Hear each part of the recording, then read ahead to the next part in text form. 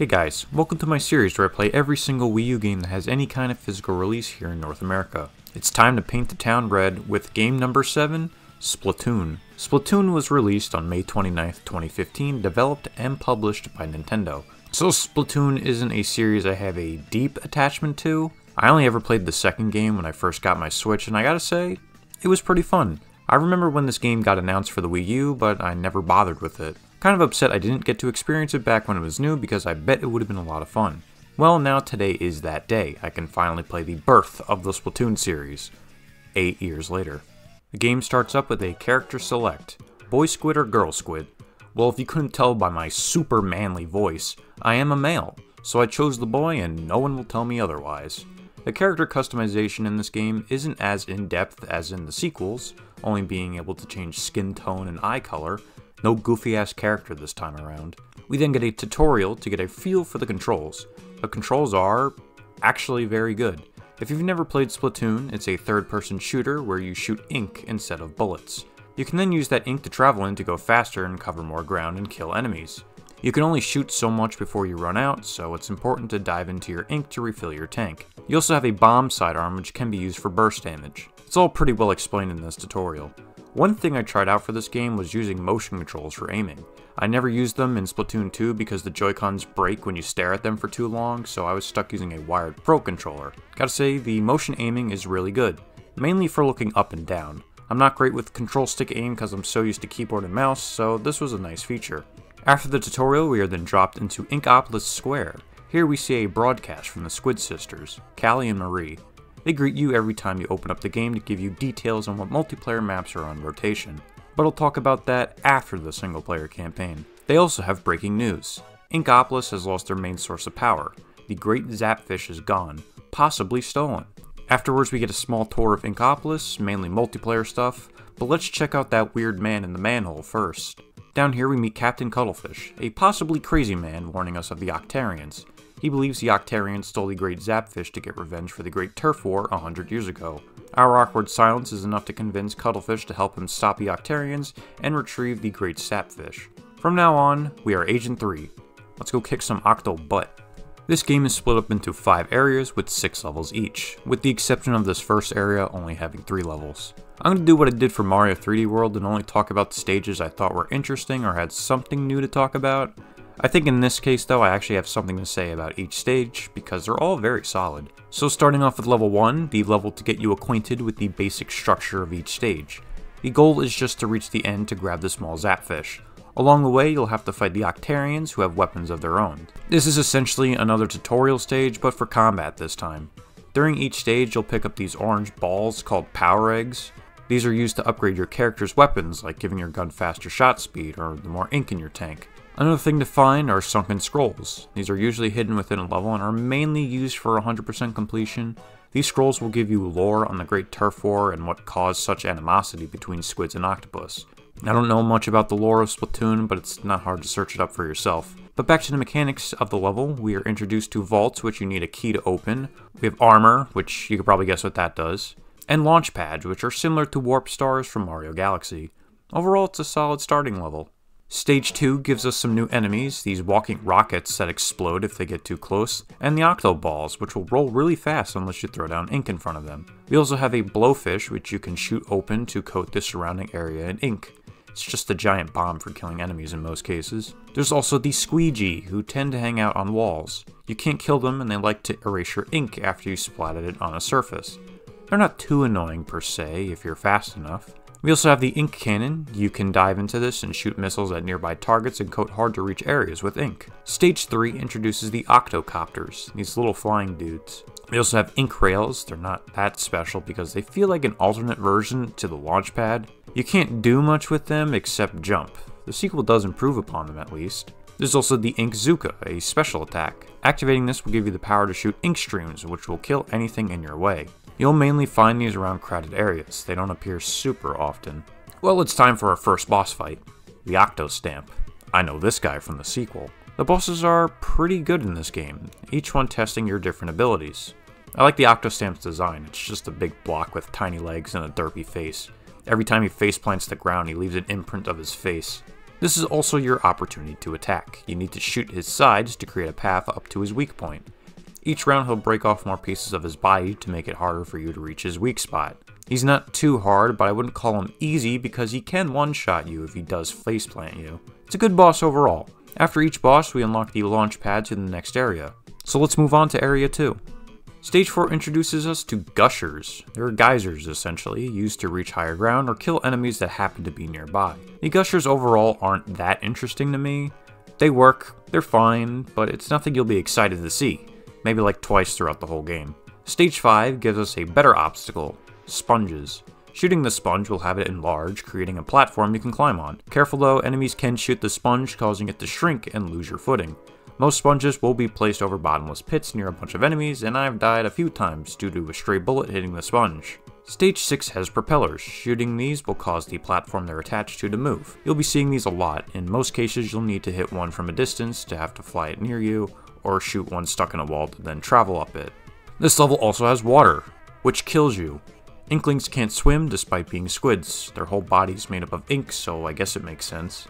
Stage 7 introduces spreaders. These are usually moving across the ground or walls, coating them in paint. You can't avoid them by ducking into the ink, but you can stand on them, acting as a platform for you and your enemies. So many enemies will be hanging onto these things later on. Stage 8 introduces the Octolings. They're like Inklings, except octofied. That's a word I just made up. They basically act as AI opponents, being able to do the same attacks and moves you can do. The AI is actually decent in this game. It's not great, but it works well enough. They do have the brain capacity to actually avoid your shots and use bombs. Octoling stages will appear in each preceding area. Most of them are going to be identical, except the stage itself. Each one is a modified multiplayer map, which is pretty neat. Stage 9 gives us Octo Strikers, these giant flying Octarians who are high up in the sky and shoot missiles down at you, acting similar to the Booyah Bomb from Splatoon 2. Much like the Octoling stages, Octo Striker stages will also appear in each area.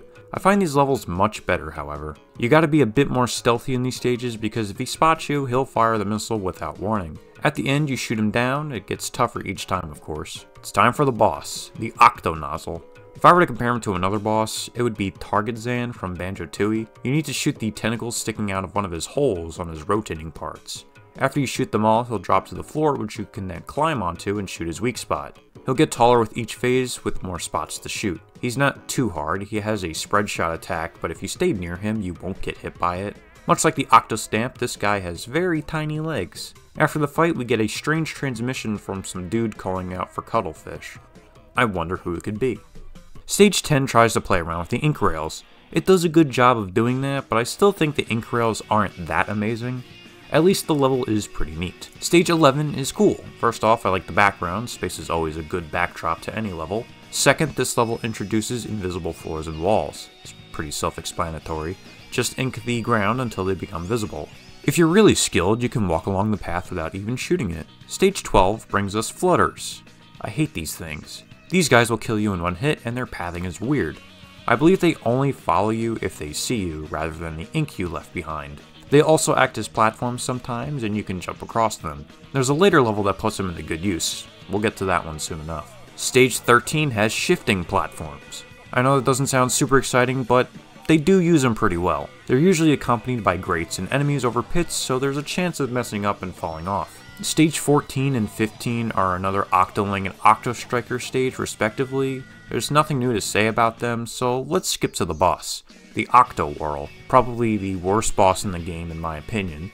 Not that he's hard or cheap or anything, he's just kind of lame. If you recall the Octowall enemies, he acts just like that. You gotta get him to roll into a large amount of ink to slow him down and hit his weak spot. Each phase will cause the platform to rotate, making it a little bit harder to drown the guy. It didn't really affect me and I beat him with no sweat. At the end of the fight, Cuttlefish checks on who hacked into our transmission. Before he could say who it was, he gets kidnapped by the guy. Poor bastard. Level 16 is neat. The propeller blocks are back and their use in this stage is pretty cool. Shooting them from within the walls to create a platform to cross leads to some pretty cool level design. At the end of this stage, we're introduced to both Agents 1 and 2, who will be taking over Cuttlefish's role from the time being. Their portraits look a bit familiar, don't you think? It couldn't be who I think it is, surely. Stage 17 is all about the Octo Snipers, dudes that can one-shot you if you're too slow. You're supposed to play this stealthily, but there's a big enough delay during his shots that you can just rush him down. Later on it does get a bit tougher to do that, but for early on it's manageable. They throw like 5 of these guys at you at the end of the stage. Stage 18 also has a cool background, a dark circus. It also brings back the spreaders, and their use in this level is much better than their introduction level. Most of the platforms you need to traverse are constantly spinning spreaders with enemies on them. But you know, I'm such a pro at this game, I got through it without any problems. Stage 19 has rotating platforms. I know, this one also sounds exciting, but much like the shifting platforms, they put them to good use. This level is also very short too. Stage 20 gives us a proper introduction to the seaweed octolings. They were in a previous stage, but didn't get a proper introduction until now. They're just tougher variants of the normal octolings. They might give you trouble. Stage 20 is another Octo Striker stage. The fight with him at the end is kind of annoying because you need to use the ink rails to avoid attacks. It's a good use for them, I guess. The next boss is the toughest so far, the Octomaw. He'll dive into the ground and pierce his teeth through it, and you need to shoot his teeth out to escape. It's best to knock all of his teeth out because this will give you a clear shot to throw a grenade into his mouth and blow him up. Careful when you do this because the explosion can also push you back and into the water. It happened to me before, so be cautious of that. Each phase will make his teeth stronger up to gold, but once you figure out how to hurt this guy, it's pretty easy. Stage 22 introduces ink switches, buttons that move platforms. I don't know a fancy way of describing it, it's more interesting than it sounds, I guess. Shame they were introduced this late into the game though. Stage 23 has more sponge stuff. Yeah, it's a neat level. Moving on. Stage 24 gives us our final new obstacle, the spinny thingies. They have both a solid and great platform stuck to it. Again, it's better than it sounds. There's a lot of narrow platforms with double tentacle Octarians who became my least favorite enemy to encounter throughout the game. Stage 25 has flutters again. This level can be annoying. You need to get the key to the vault that's being guarded by these things, and trying to get around them can be hard if you don't pay attention to the map on the gamepad. You don't want to get sandwiched between these guys, believe me. Stages 26 and 27 are again more Octoling and Octo Striker stages. I don't have anything new to say about them at this point. They're good levels to keep it brief. Let's just get on to the final boss. So who is the mastermind behind stealing the Great Zapfish and Captain Cuttlefish? It's DJ Octavio, the dude who hacked into our transmissions. I gotta say, his introduction goes pretty hard.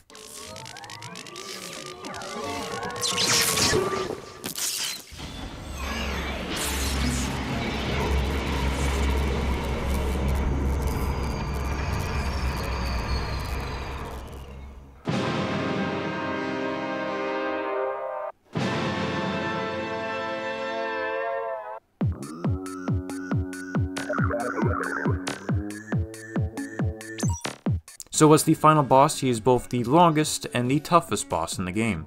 Octavio will attack with missiles, which will explode into ink on impact unless you shoot them. He'll also throw out his fist to punch you, but this is also your opportunity to attack. You need to shoot his fist before they touch the ground, so you can send it back into his face. This will push him further into the level, allowing you to progress. You do need to keep moving forward after each punch, or you'll be in an endless loop. Once you push him far enough, he'll launch a giant bomb, which you also need to shoot away like the fist. Octavio will actually slap it away from you, so you need to go back and forth with him until he gets hit. That bomb does get pretty fast pretty quick. The second phase gets tougher with less ground to walk on, more attacks, and even a giant ass laser. Same rules still apply, knock him back and blow him up. The third phase is much like the second one, it's just a wee bit tougher. But surprisingly, after 3 hits, he still doesn't go down. This is when Agents 1 and 2 step in, which if you couldn't guess by now, they're the Squid Sisters. I know, big reveal. But they interrupt Octavio's beats with their own song, Calamari Inkantation. It's so infectious that both Cuttlefish and Octavio start dancing. Now begins the true final battle with Octavio. I gotta say, this song makes the battle pretty hype, I'm not gonna lie.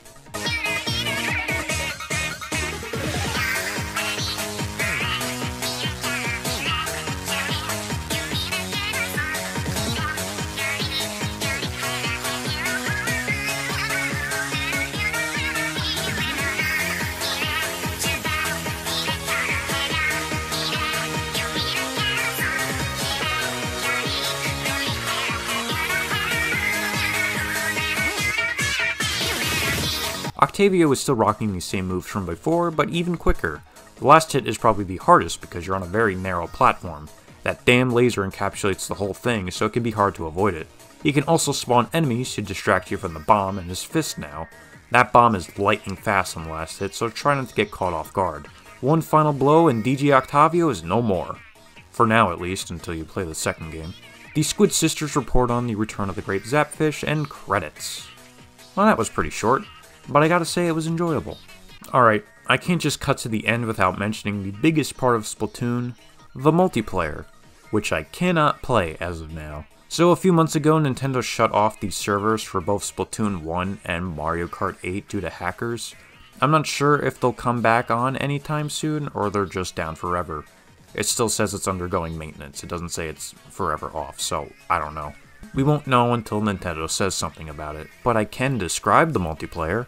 So first, let's talk about clothes and weapons. You can purchase clothes within Inkopolis in their respective shops, hats, shirts, and shoes. In order to buy them though, you need to reach level 4 in multiplayer, and as for weapons, you need to reach level 2. Throughout the single player, we were stuck only using one weapon, but in multiplayer you get access to a similar gun, miniguns, sniper rifles, explodey thingies, paintbrushes, you name it. The weapon variety is really good, each having their own stats and abilities. The clothing you can buy also comes with their own perks, including but not limited to faster swim speed, damage up, faster respawn, quicker cooldowns, it goes on. There's only 4 multiplayer modes. Turf War is the only casual mode. You need to cover more ground than the opposing team. It's pretty fun for what it is. I know from Splatoon 2. There's Splat Zones, which is like King of the Hill. You need to keep control over a specific point of the map until time runs out. There's Tower Control, which is similar to Overwatch 2's push mode, but in this game it's not shitty and a waste of time, thankfully, like Overwatch. And lastly, there's Rainmaker, kind of like Capture the Flag, where you need to grab the Rainmaker in the center of the stage and bring it over to the enemy base to win. All of these modes are fun to play, and the maps themselves are also fairly decent too. Moray Towers is kinda dumb, but it's whatever. So I guess that's it, my playthrough of Splatoon. It certainly was an interesting playthrough, but how does it hold up?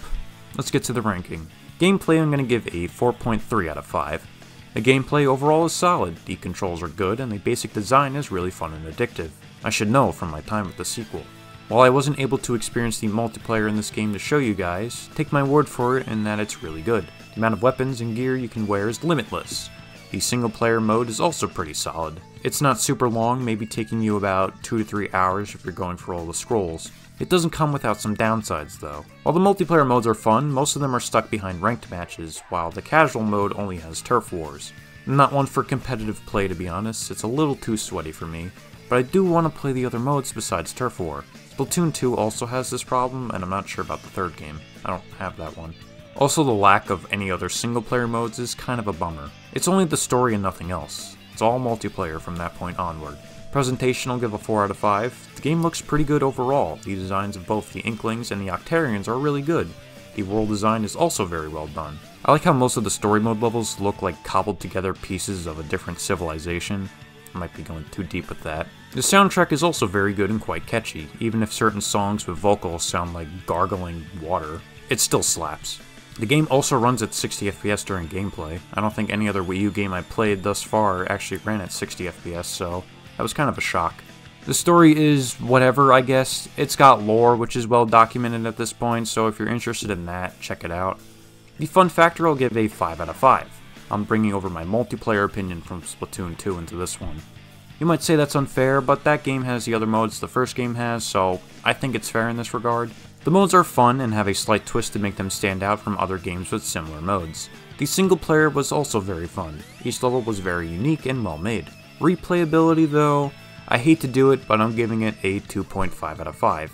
Now obviously Splatoon is a very replayable game, there's no question about that, but Splatoon 1 specifically, not so much. With these servers under maintenance until further notice, the game is pretty dead. Sure, if it comes back there will be some people playing it, not much, but I was able to play a bit of it before it shut down. I barely got enough people to start a match though. The only thing to come back to is the single player. While it's good, it's not super good or super replayable. The only thing to really collect are the sunken scrolls. But that's it. So the final score for Splatoon is a 3.95 out of 5, or a 4 if you want to round it up. Nintendo hit it big here. Introducing a new IP on a console that barely anyone owns was risky, but it worked out for them in the end, becoming one of their most successful series. Unfortunately for Splatoon 1, there's no reason to come back to this game except for nostalgia. If the servers were still up, maybe you could go back for a little bit. It's just that the sequels have more stuff and more people playing. and especially Salmon Run, which is like the best game mode in the game. So while you were fun for a few hours, I probably won't be coming back anytime soon. I'm going to turn my attention towards that glorious wheel and see what I'm playing next. Alright, we're back to the wheel again. What am I looking for this time? Maybe a third-party game. I've been getting a lot of Nintendo games. Maybe I'll get a third-party game this time. That's not Sonic Boom, but let's find out. No Sonic Boom, no Sonic Boom, no Sonic Boom. Mario Kart 8. Isn't it weird I mentioned Mario Kart 8 once in this review and I get it? How does that happen?